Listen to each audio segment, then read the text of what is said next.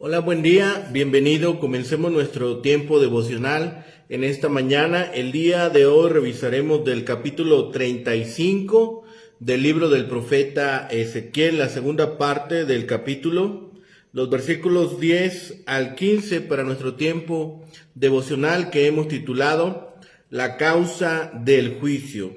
La causa del juicio. Recuerden que para el tiempo devocional estamos leyendo dos versiones, Nueva Traducción Viviente y Reina Valera 60. Leamos primero Nueva Traducción Viviente. Dice la palabra de Dios: Pues dijiste, los territorios de Israel y Judá serán míos, me apoderaré de ellos.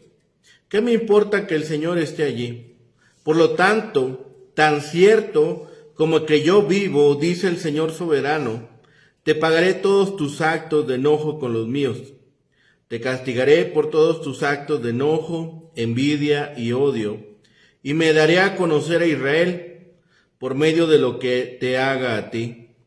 Entonces sabrás que yo, el Señor, he oído cada palabra de desprecio que pronunciaste contra los montes de Israel, pues dijiste, están desolados, nos fueron entregados para que los comamos. Al decir esto, se jactaron con arrogancia contra mí, y lo oí todo.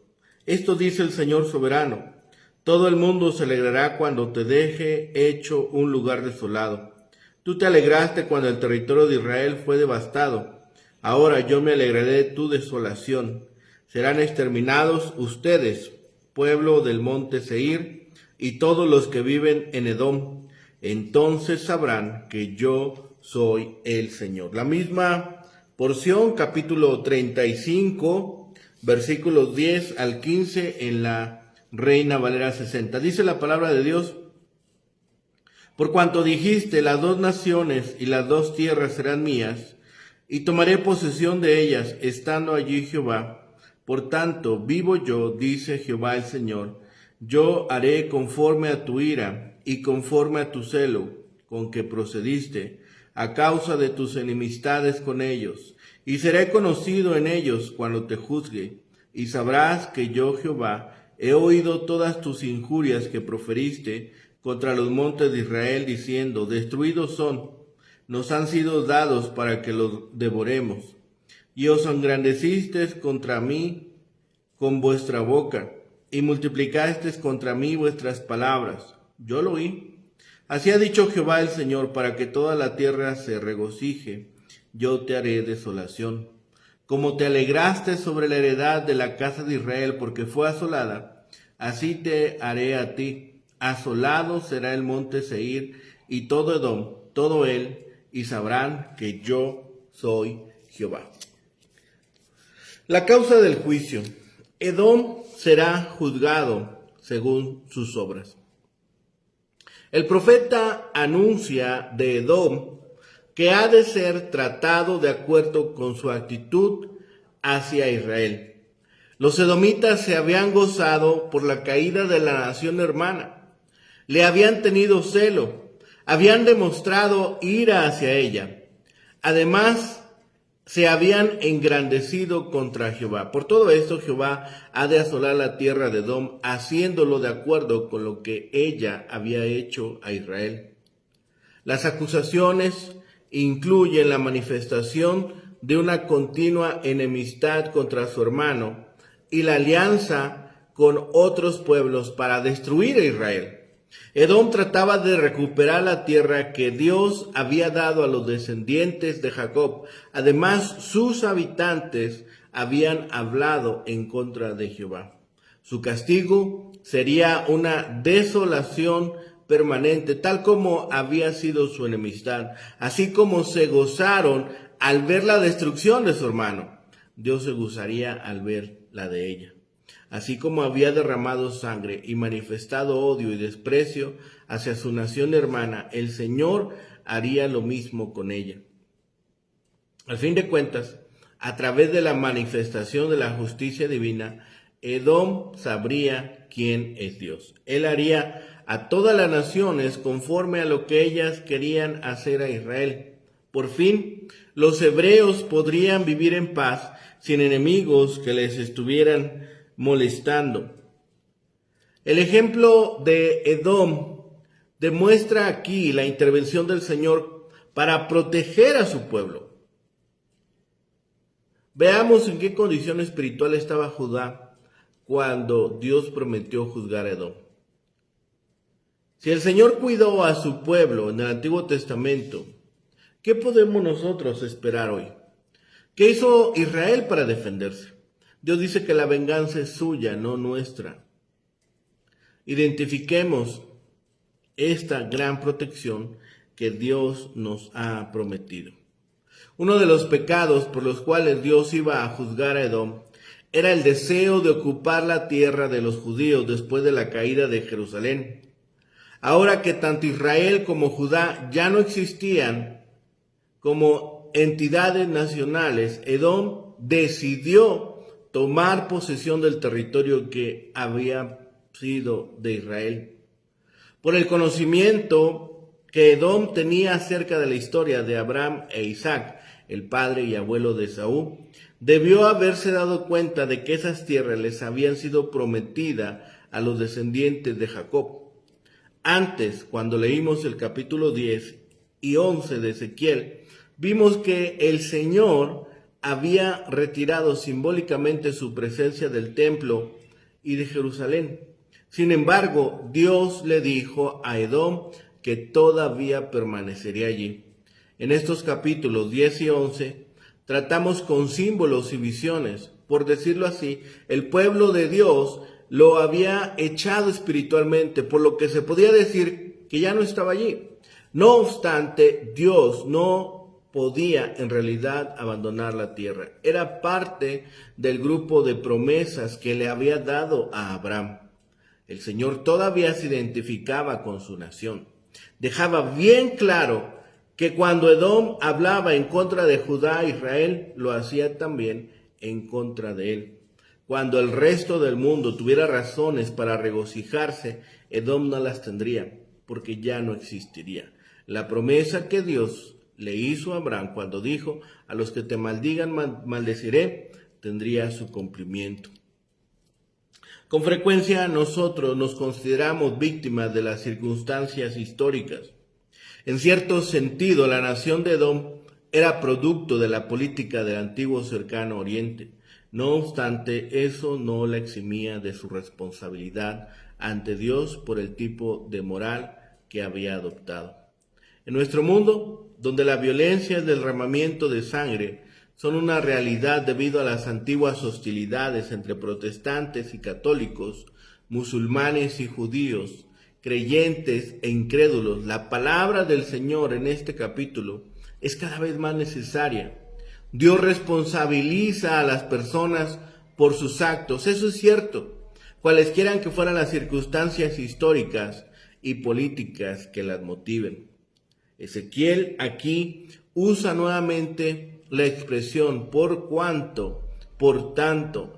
Edom también pecó codiciando la tierra que Dios había prometido a Judá e Israel. Los edomitas dijeron que las dos naciones serían su posesión. Dios castigó severamente a Judá e Israel por sus pecados, pero nunca abrogó las promesas hechas a Abraham y sus descendientes. Edom trató de usurpar el derecho garantizado por Dios a los judíos de poseer su tierra. El castigo divino es proporcional a la ofensa de Edom. Haré conforme a tu ira, conforme a tu celo que procediste. Edom se atrevió a conspirar contra el pueblo escogido de Dios, así que sufriría las consecuencias. Además, se le agregó cuando Israel fue asolada, denotando así una actitud de burla contra el Señor. Por lo tanto, él asolaría a Edom. La manera en que trató a Israel determina su propio destino. El ejemplo de Edom es una lección muy objetiva para todas las naciones. Cuando en el futuro Dios restaure a Israel, juzgará a las demás naciones de la tierra con base a la relación con su pueblo. Serán medidas por tu trato hacia los judíos. Edom había blasfemado a los judíos y les trató como enemigos, Pero el Señor aún se identifica con su pueblo. Ellos estaban bajo su disciplina, pero Él no los había rechazado. Edom falló en ver la diferencia. Como Edom se alegró de la desolación de Israel, así toda la tierra se regocijaría sobre la destrucción de Edom. A Dios le desagrada cuando los creyentes se alegran secretamente por la caída de los enemigos de la fe. El amor verdadero no siente ni una ligera satisfacción cuando otros son dañados, ya sean amigos o enemigos. Edom, en su pensamiento, consideró tomar posesión del territorio de Israel cuando estos fueron desolados. También se portó insolente contra Dios. Se gozó cuando Israel se convirtió en un desierto. Así Edom se convertiría ahora en un desierto. Y entonces, como dice, sabrás o sabrán que yo soy el Señor. Cuando vemos la vanidad del mundo en los desengaños, las pérdidas y las cruces con el que el prójimo se encuentra, en lugar de mostrarnos ambiciosos de las cosas mundanas, debemos soltarlas. En la multitud de palabras, ninguna es desconocida para Dios, ni siquiera la palabra más ociosa y la más osada no está exenta de su reproche. En la destrucción de los enemigos de la iglesia, Dios busca su gloria y podemos estar seguros que Él no dejará de cumplir su propósito. Y cuando llegue la plenitud de los judíos y de los gentiles a la iglesia, serán destruidos todos los oponentes del evangelio. Los montes de Israel nunca más privarían a los hijos de su pueblo. Así, se convierte en un nuevo informe del pecado de los edomitas y de su malvada manera de conducirse con el pueblo de Dios. La oración de los cautivos de Babilonia era la siguiente: oh Jehová, recuerda contra los hijos de Edom el día de Jerusalén, cuando decían, arrastradla, arrasadla hasta los cimientos. Salmo 137, versículo 7. Estaban inflamando una rabia que no necesitaba de este estímulo. Se regocijaban cuando los caldeos destruían el pueblo de Israel y se lisonjeaban con la esperanza de que cuando fuese destruido el pueblo de Israel, se les permitiría a ellos entrar en posesión del país.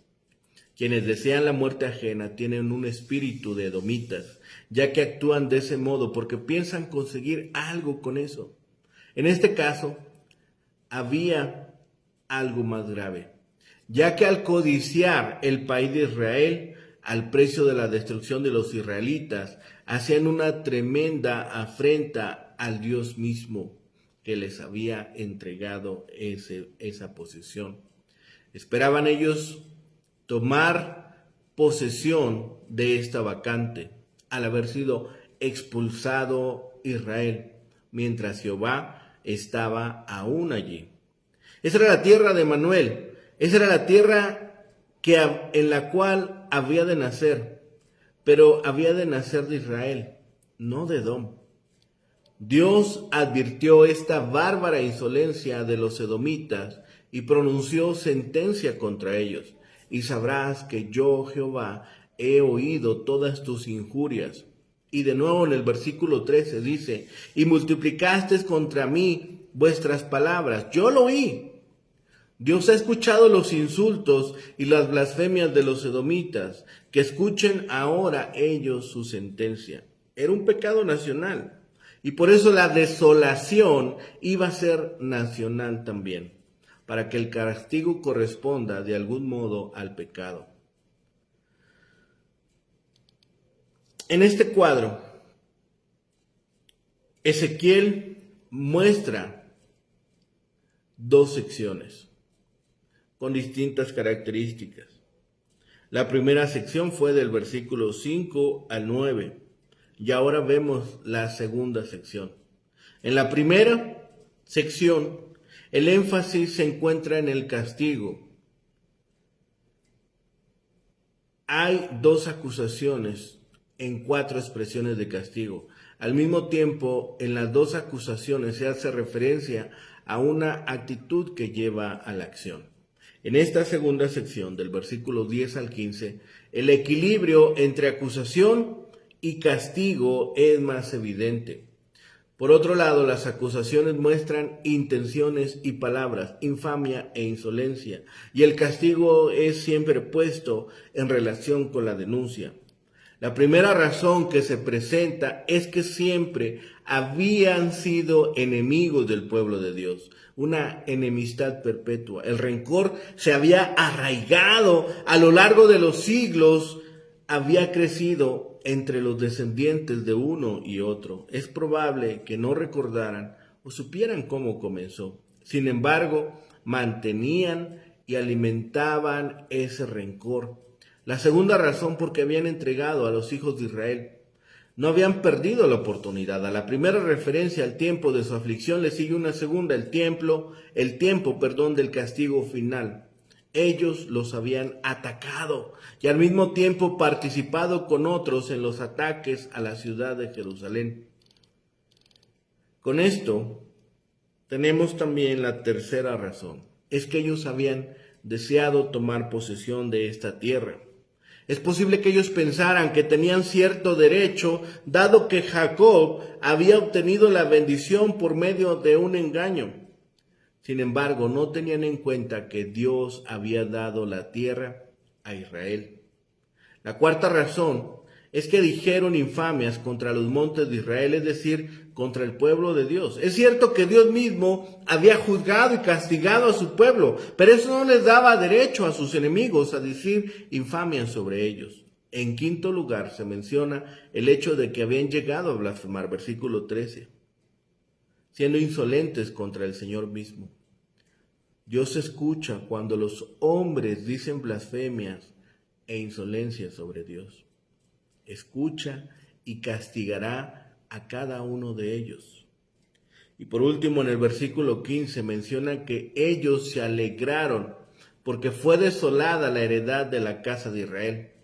Al margen de que se alegraron del sufrimiento del pueblo de Dios, ellos se gozaban con la aflicción del otro. Si prestamos atención cuidadosamente a estas razones, se encontrará o encontraremos que Dios condena actitudes que la mayoría de los que no pertenecen a su pueblo toman como normales. Esto es una advertencia que Dios hace a los incrédulos, lo que muestra que nadie escapa de su juicio. Además de presentar las razones del juicio, el profeta anuncia las características del castigo. En primer lugar, debían enfrentar el hecho de ser perseguidos por no respetar los lazos de sangre, es decir, la relación familiar. El versículo 6 se puede interpretar de dos maneras. Por un lado, siguiendo la traducción de la Reina Valera actualizada, ya que no aborreciste la sangre, ésta te perseguirá. Lo que implicaría que, dado que ellos tuvieron la tendencia a la sangre, es decir, al asesinato, justamente esto es lo que les esperaba. La segunda manera es siguiendo una traducción diferente, ya que aborreciste la sangre, ésta te perseguirá. Dado que ellos habían rechazado los lazos de sangre, deberían también pagar por su actitud. En segundo lugar, ellos serían destruidos de manera permanente. Te convertiré en desolación perpetua, dice el versículo 9. Debemos tener presente que se habían burlado de la desolación de Israel. Sin embargo, esta sería solamente temporal, mientras que el castigo que ellos recibirían sería perpetuo. Esto se cumplió literalmente, dado que los edomitas desaparecieron de la historia. Finalmente, el Señor da estas tres razones para el juicio sobre Edom: apoderarse de las tierras de Judá,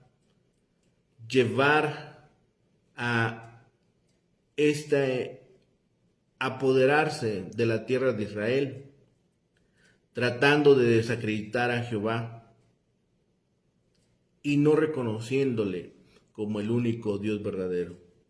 Por lo tanto, el Señor soberano juró que trataría con ellos con la misma ira, con la misma envidia y con el mismo odio que habían demostrado hacia los israelitas. La gente sabría que él había hecho esto cuando los juzgara. Esto les enseñaría que el Señor había escuchado las palabras de odio de los edomitas que habían pronunciado contra los montes de Israel.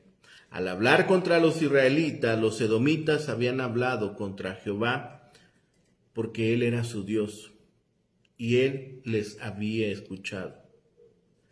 El Señor haría que toda la tierra se regocijara cuando llevara sobre Edom su juicio.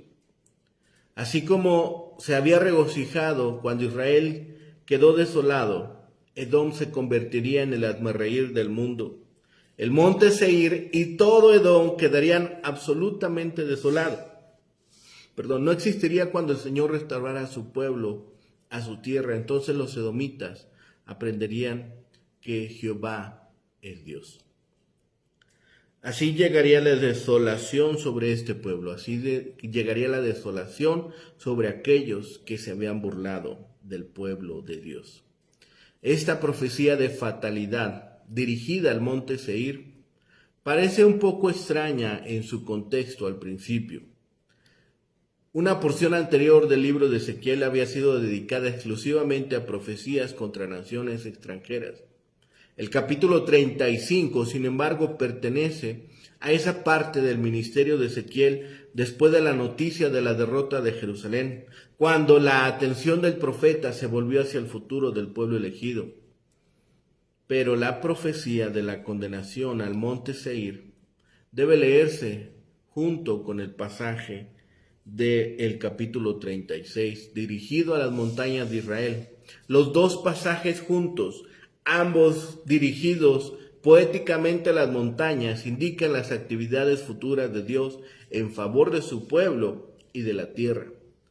El monte Seir es otro nombre que se usa para la nación llamada Edom, ya que había sido objeto de una de las profecías cortas del profeta en el capítulo 25. Edom estaba situada al sureste del Mar Muerto, en los flancos orientales del Arabá. Hoy en día es parte del territorio del reino de Jordania. Según la tradición hebrea, la tierra estaba poblada por los descendientes de Saúl, el hermano de Jacob, pero a pesar de este elemento de ascendencia común, había habido una larga historia de enemistad entre los ciudadanos de Israel y Edom. Aunque la razón de la profecía de Ezequiel contra el monte Seir en este punto de su ministerio sigue siendo incierta, uno puede especular que fue motivada por las noticias que llegaron al profeta en el exilio. De hecho, la noticia puede haber sido traída por el mismo refugiado que habló de la derrota de Jerusalén. La sustancia de esa noticia habría tenido que ver con la complicidad de Edom con el colapso de Judá. Conspiraron con los invasores babilónicos para provocar la derrota de Israel. Y después, cuando Judá yacía en ruinas, vieron una oportunidad para sí mismos. El territorio que antes pertenecía a Judá ahora parecía estar libre para ser tomado.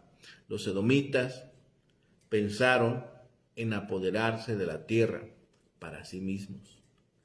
La sustancia de la profecía contra el monte Seir se divide en estas tres partes que hemos hablado. Comienza con esta declaración de enemistad de Dios contra Edom y el juicio venidero de la nación. Los primeros 4 versículos.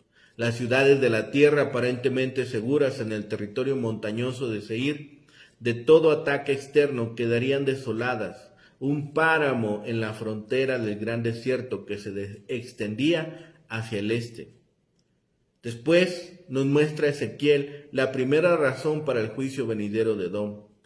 Ellos habían acariciado esta enemistad perpetua contra el pueblo escogido, incluso en el momento de su mayor calamidad. Durante generaciones, los dos estados vecinos habían estado peleando por asuntos insignificantes.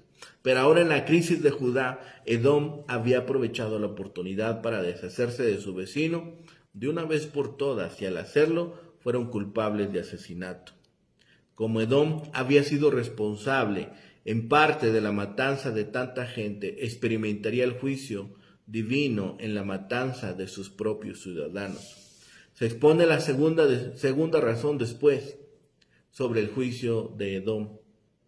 Querían el colapso de Judá para poder tomar posesión de una tierra vacante y hacerla suya.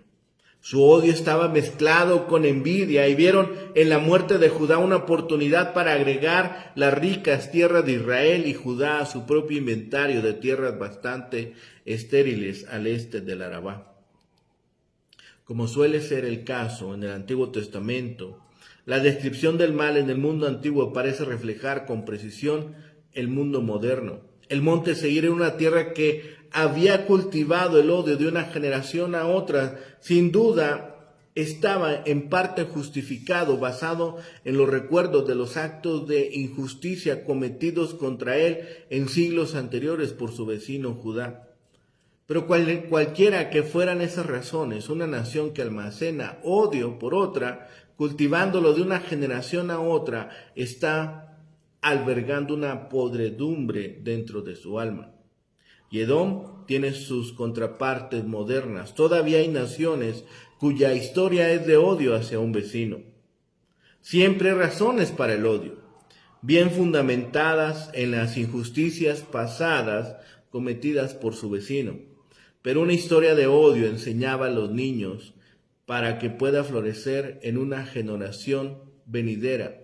Es en última instancia una maldición para cualquier nación. Como un cáncer se propaga a través del cuerpo de la nación en su conjunto, acercando el día de su propia desaparición, acercando el día para perecer. Las naciones, no menos que los individuos, necesitan aprender el arte del perdón, que es el único que puede eliminar el cáncer del cuerpo de la nación. El odio puro es una emoción rara. El odio de Edom se había mezclado con envidia.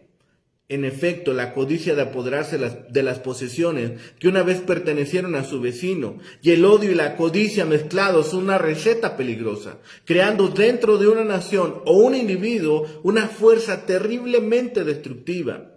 No puede haber vida humana plena cuando estas fuerzas del mal permanecen desenfrenadas. En el corazón de la vida humana debe estar el reconocimiento de que somos amados por Dios y estamos obligados a amar. No podemos amar si abunda el odio. No podemos amar si nuestro corazón está lleno de odio. Y a medida que aprendemos del amor de Dios, descubrimos sobre todo que es un amor que se entrega a sí mismo. El amor y la codicia no pueden florecer juntos, por lo tanto, ya sea como individuos o como miembros de una nación, debemos aprender que el odio y la codicia solo pueden ser destruidos de entre nosotros si abunda el amor. Si no son destruidos, entonces, como el monte Seir, escucharemos las terribles palabras divinas: yo estoy en contra de ti. Cuidemos de no estar en contra de Dios. La fidelidad y el amor de Dios, a pesar de nuestra infidelidad y la rebelión, son evidentes. La gracia abunda. El plan del Señor para su iglesia no es igual que la que tiene para Israel. Sin embargo, Dios sigue siendo fiel y ama a su pueblo. Como creyentes, nuestra experiencia muchas veces será semejante a la de los hebreos. Pero recordemos que a Israel le otorgó sus especiales promesas. Estemos contentos con lo que Dios nos ha dado. Estemos contentos con lo que Dios nos ha prometido. Y que no seamos nosotros arrastrados a un juicio de un Dios enojado. Que estemos nosotros en condiciones de ser recibidos por los amorosos brazos de un Señor amante, de un Padre que nos ama, nos anhela y nos espera. Oremos. Bendito Padre Celestial, gracias te damos, Señor, por este día. Gracias te damos por tu bendición de tu palabra, de tu amor y de tu gracia, Señor. Gracias porque eres excelente en todas las cosas, Señor. Eres supremamente bueno, Señor. Te pedimos ahora en este día, Señor, que nos permitas reconocer nuestras faltas, que nos permitas reconocer nuestros errores, llevarlos delante de ti y ser purificados, ser blanqueados, Señor, por medio de la sangre del Cordero, por medio de la sangre de Jesucristo. Gracias te damos, Señor, por todo lo que has hecho, por todo lo que haces y por todo lo que harás. De todo y todas las cosas ponemos delante de ti nuestra gratitud y nuestra alabanza. Gracias te damos en el bendito nombre de Cristo Jesús, Señor y Salvador nuestro. Amén. Que tengan un excelente día, que el Señor les bendiga.